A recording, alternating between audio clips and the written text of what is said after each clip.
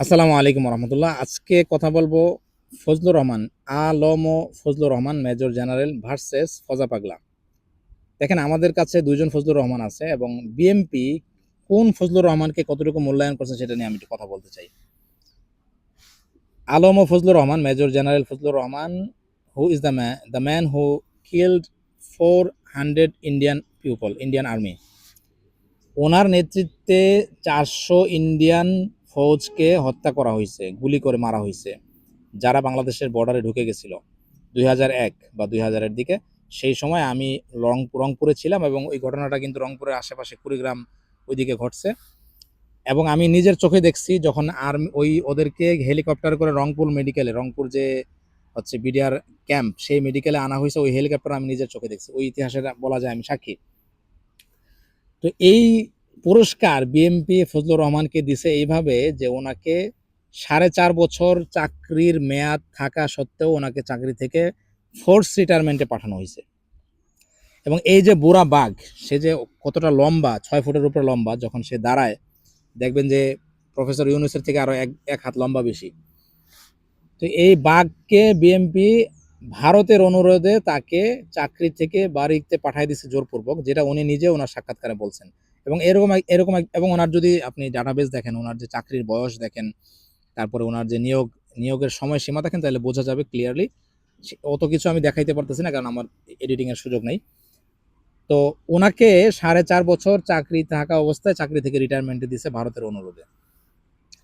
উনি যদি থাকতো তাহলে কি হইতো দেখেন, উনি নিজের মুখে বলছে যে আমি যদি থাকতাম, এবং উনি থাকলে খুবই নর্মালি স্বাভাবিক, ওনার যে চাকরির যে র্যাঙ্ক, যদি উনি মেজর জেনারেল ছিলেন ওনাকে কিন্তু সেনাপ্রধান করা যেত, জেনারেল করা যেত। এবং এই ধরনের একটা বাঘ যদি সেনাপ্রধান হইতো, তাহলে ইন্ডিয়া আসলে বাংলাদেশের দিকে তাকাইতেও ভয় পাইতো।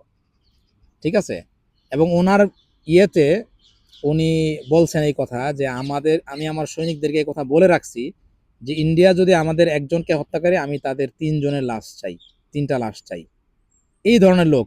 আবার ইন্ডিয়ার যখন 400 লোককে হত্যা করা হয়েছে, তখন ইন্ডিয়ানদের লাশগুলো যখন আনা হইতেছে, বিডিআররা ওদের লাশগুলো ওইখান থেকে আনছে, আনার পরে সেগুলোকে পোস্টমর্টেম করছে, তারপরে ফেরত দিছে, ট্রাকে করে ওরা নিয়ে গেছে। তো লাশ যখন আনা হইতেছে তখনও আবার ইন্ডিয়া গুলি করছে। মানে আছে না, ওই যে যখন আমি, দেখা যাচ্ছে ইন্ডিয়ার ব্যাপারটা হইলো এরকম যে আমি রাস্তায় কারোর সাথে পারি না, কিন্তু ঘরের মধ্যে আইসা সুযোগ পাইলে অন্য মানুষে মেরে দিই, এরকম ব্যাপার। বা ঘরের মহিলাদের সাথে মাতবরি দেখানো, এই ধরনের ব্যাপার। যখন যুদ্ধ থেমে গেছে, যখন ওরা পালায়া গেছে, বিডিআররা যখন লাশ সংগ্রহ করতেছে, তখন আবার ওরা গুলি করছে।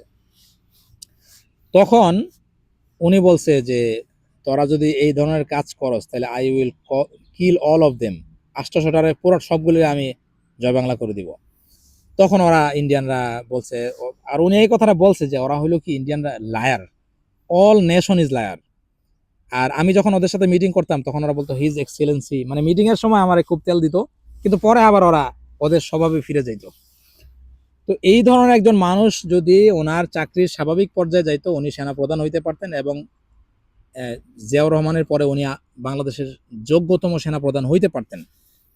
তো এই লোকটারে বিএমপি করছে কি, চাকরি থেকে বাদ দিয়ে দিছে, চাকরি থেকে বাদ দিয়ে নিয়োগ দিছে। এরপরে মঈনুদ্দিনের মতো একজন বিখ্যাত, বাংলাদেশের ইতিহাসে যে সমস্ত আর্মি অফিসার বা যে সমস্ত চিফ অফ আর্মি স্টাফ, সেনাপ্রধান সবচেয়ে জঘন্য, তার মধ্যে মঈনু আহমেদ একজন।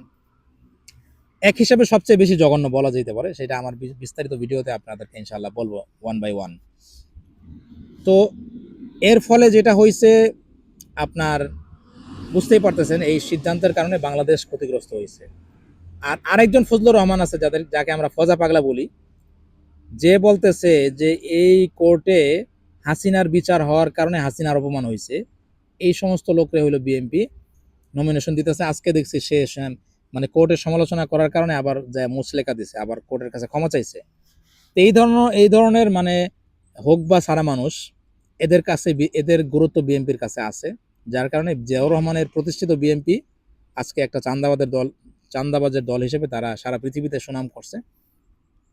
এবং বিএনপির রাজনীতিতে পিছায় পড়ার সাথে সাথে কিন্তু বাংলাদেশের ভবিষ্যৎ অন্ধকার হয়ে গেছে।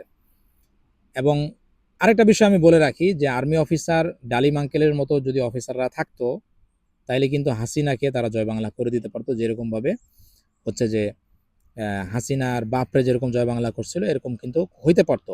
অর্থাৎ আর্মি অফিসারদেরকে 57 জন আর্মি অফিসারকে হত্যার বদলায় কিন্তু হাসিনা যখন গেছিল আর্মি ক্যান্টনমেন্টের ভিতরে তখন কিন্তু তাকে জয় বাংলা করে দেওয়া যেত। এরকম একজন খুনিকে যে বসায় রাইখা স্বেচ্ছায় খুব ঠান্ডা মাথায় আর্মি অফিসারদেরকে হত্যা করতে দিছে, তো তাকে এরকম শিক্ষা না দেওয়ার কারণে পরবর্তীতে হাসিনা আবার যতজনকে খুন করছিল এই পরিমাণ লোককে আবার সে খুন করছে, গুম করছে। তো এইটা ছিল আমার আজকের ভিডিওর মূল বিশ্লেষণ, যে বিএনপির কাছে কোন ফজলুর রহমানের গুরুত্ব বেশি, এবং এই যে তাদের রাজনৈতিক দৈন্যতা এবং তাদের যে রাজনৈতিক হচ্ছে যে অদূরদর্শিতা, এটার ফল কিন্তু দেশ ভোগ করছে 16 বছর, তারা নিজেরাও ভোগ করছে। তো আজকে এই পর্যন্তই, ভালো থাকবেন, আল্লাহ হাফিজ।